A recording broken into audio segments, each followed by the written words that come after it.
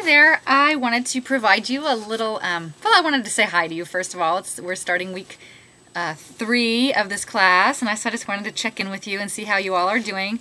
I sometimes feel kind of detached from my online students because I don't see you every week like I see my other students. So hello, glad to see you again. I hope that everything's going well, and I hope that you figured out the course shell and that things are moving smoothly for you.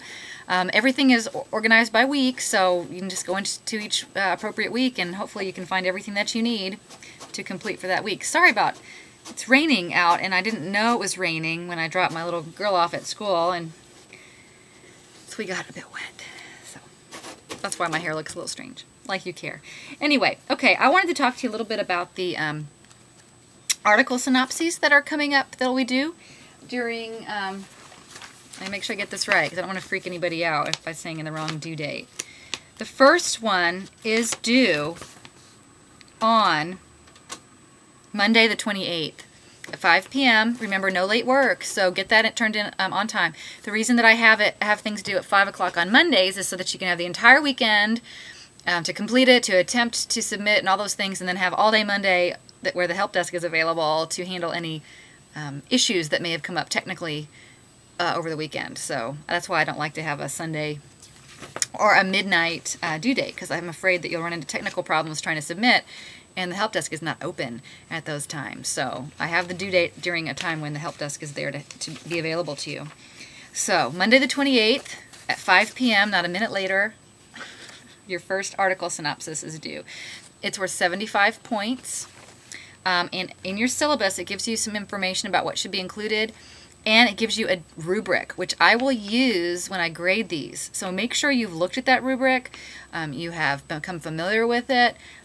Get this syllabus out, print it off if you haven't. Look at it, read it, use it. A lot of questions I've gotten from some students are answered in the syllabus, and so it made me wonder if everybody had read it really very carefully or not. So make sure you've read it and you're familiar with it, and if it's not in the syllabus, by all means ask me. Or if you don't understand what it says in the syllabus, ask. But on item 5, it tells you have 2 article synopses. One is due, as I said, the 28th, and the other one is due very soon after, on October the 6th. So you'll have them both due sort of in succession. I'm going to do my very best to have them graded. The first one's graded and feedback back to you before you have to submit the second one, so that you can have some, sorry about that, so that you can have some feedback before you turn in the second one. Most important things I can tell you that I'll be grading for in the journal article synopses. I will be looking to make sure that it is a peer-reviewed journal. This cannot be from a magazine. This cannot be from a newspaper or a website. This needs to be a scholarly, peer-reviewed article from a journal.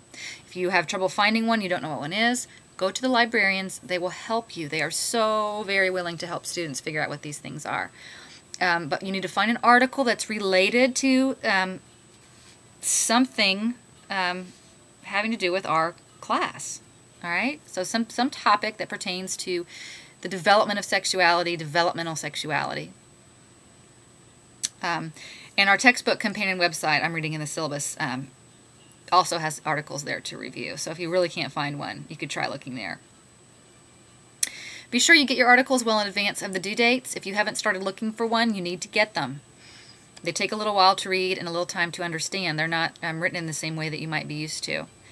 Those of you who have had me in class before have probably had to do article reviews before. Most classes I require them, except for the methods classes. So when you get your article and you've made sure it's peer-reviewed, and if you're in doubt, email me and ask me, or email your GA, your teaching assistant, Alan or Melissa, and ask if it's appropriate. And then read it. You're going to have to read it more than once. So read it, put it down, read it again, put it down, read it again, put it down, read it again, so that you can make sure that you understand what you've read. The people who I have, in my experience, who have ended up plagiarizing in assignments like this are those that didn't really understand what they read, so it was easier just to put the author's words. Don't do that. Read it many, many times. You might have to read it more than once. Take notes in your own words while you're reading it. And what I tell students too is read it, put it down, go into a different room, tell your mom, dad, brother, sister, husband, wife, boyfriend, girlfriend, dog, cat, yourself in the mirror, whatever you have available to you, go in there and tell them what you just read about. I just read this article. It was by these people. They asked like 22 people what they thought about letting kids use anatomically correct words for their genitalia. And they found that they thought this. That's a summary.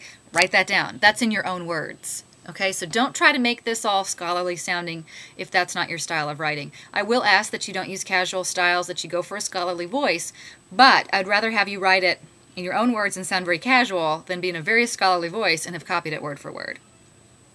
Because a D is better than a 0, so don't plagiarize. So I'm trying to give you some strategies for avoiding that. So take notes, do it all in your own words. Sometimes it's helpful to talk to other people. Explain it to somebody who doesn't know anything about children or child development so that they can understand it, and then you're getting it into your own words. You're going to summarize the article in your own words. And I'm going to want to see that you can tell me what it was about, what did they do, what were they trying to find out? What questions did they ask? They usually call these their research questions. So what questions were they asking? Did they have any hypotheses? What did they think would happen? What kind of sample did they have? How many people? What kinds of people? Were they highly educated, lower educated? What was their ethnic makeup? Was it diverse? Was it a nationally representative sample? What did the sample do? Did they do interviews, answer questionnaires, get observed? How did they collect their information, their data? And then at the undergraduate level, I'm not going to ask you to tell me too much about how they analyzed that data. All that stuff, when you get to that results section, you may feel very overwhelmed. And you may be thinking, I don't know what all this stuff means. That's okay. Don't dwell on it too much. Do your very best. And then the discussion section often will explain what their findings were. And then tell me what they concluded, what they found out, what they think their study showed. Papers that include all of those things will earn highest marks. Papers that can relate what the article said to things you're reading in your textbook will earn higher marks. So if your King book talked about some issue and then this article talks about it too, say this is, similarly to King, this article found. That lets me know that you're integrating all this information at the senior level, this is a 4,000 level class. I like to see that integration happening. So the more you can show me that what you're reading in this article, that you can relate it to what you're reading in your book, the stronger your paper will be and the better score you will get. APA is important. You need to be using the 6th edition, and I will be taking off points for APA errors, so make sure that you have that book available. You can go to the library, to the reference desk. You can go to Barnes & Noble probably and get it off the shelf. It's available lots of different places. You need to have grammatically correct, good sentence structure, things spelled correctly, apostrophes where they belong, commas where they belong and not elsewhere. Excellent writing style. It should be smooth flow, logically organized. Things like that. And what I'll do also is I'll put a little Word document up that gives you sort of just an outline of what maybe would be a good way to organize the paper that you can follow if that's easier for you. And so you can see the rubric in the syllabus that tells you sort of how I'll be grading, and then you just heard what I said I'll be looking for mostly. The biggest thing is I want to see that you can understand it well enough to put it in your own words. We do have turnitin.com available to us now. I don't want anyone to plagiarize. Please don't plagiarize. It's no fun for anyone. Not fun for me, not fun for you. Put it in your own words. And if you are in doubt, many of you, I know this is an online class, but most of you are on campus at different times for your face-to-face classes. Come by and see me. Show it to me. Let's figure it out ahead of time and tell you how you can change it before you turn that in as your own. So I'm here if you need any help with that. So that's what I'll be looking for in the journal article synopses. And look for my Word document to show up pretty soon up there for you. I'll put it in the same week that your paper is due, so you'll have that there to look at. And good luck to you. I look forward to reading them, and I hope that you're having a good semester so far. I'll see you soon online.